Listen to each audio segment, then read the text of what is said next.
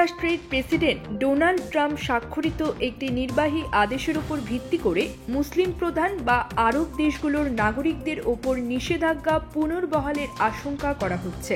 মার্কিন মানবাধিকার সংগঠনগুলো এমন আশঙ্কা প্রকাশ করেছে। খবর রয়টার্সের। গত সোমবার 20 জানুয়ারি দুপুরে দ্বিতীয় দফায় যুক্তরাষ্ট্রের প্রেসিডেন্টের দায়িত্ব নেন ট্রাম্প। দায়িত্ব গ্রহণের দিনই তিনি অনেকগুলো নির্বাহী আদেশে সই করেন। আরব বংশোদ্ভূতদের প্রতি বৈষম্য বিরোধী সংগঠন আমেরিকান আরব অ্যান্টি ডিসক্রিমিনেশন কমিটি জানিয়েছে, 2017 সালে যুক্তরাষ্ট্র ভ্রমণে নিষেধাজ্ঞা দিয়েছিলেন ট্রাম্প। সেটিকে ন্যায্যতা দিতে যে আইন ও বিধি অনুসরণ করা হয়েছিল সেগুলোর উপর নির্ভর করে নতুন আদেশটি দেওয়া হয়েছে। নতুন আদেশটির আওতায় ভিসা সংক্রান্ত অনুরোধ প্রত্যাখ্যান ও ইতিমধ্যে যুক্তরাষ্ট্রে প্রবেশকারী ব্যক্তিদের অপসারণের সুযোগ আরও বিস্তৃত হবে।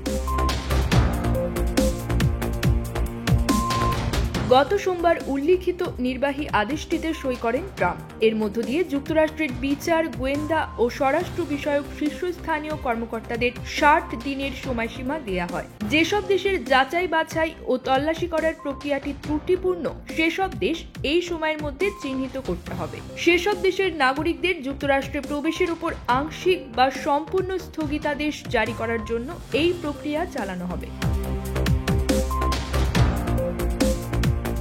এর আগে 2017 সালে ট্রাম্প প্রেসিডেন্ট হিসেবে প্রথম মেয়াদে দায়িত্ব নেওয়ার পর 7টি মুসলিম সংখ্যাগরিষ্ঠ দেশের ভ্রমণকারীদের ওপর নিষেধাজ্ঞা দিয়েছিলেন। নতুন আদেশটি আরও বিস্তৃত।